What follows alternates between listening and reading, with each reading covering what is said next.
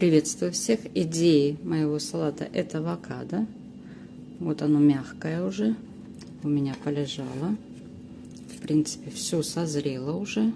Видите, такое бугристое. И очищается очень легко. Дальше салат. У меня капуста брюссельская. Можно добавить оливки. Вот такие у меня оливки. Остренькие. И вот такой вот у меня получился завтрак. Хлеб белый, кусочки авокадо. И прикрыла я их листочками. Так как авокадо может падать. И чтобы не пачкать руки. Ну и, конечно же, витаминчики. Прикрыла листочками. Всем приятного аппетита, кто кушает, кто собирается кушать и завтракать, обедать, ужинать. До скорых встреч, до приятных встреч. Пока-пока, приятного аппетита.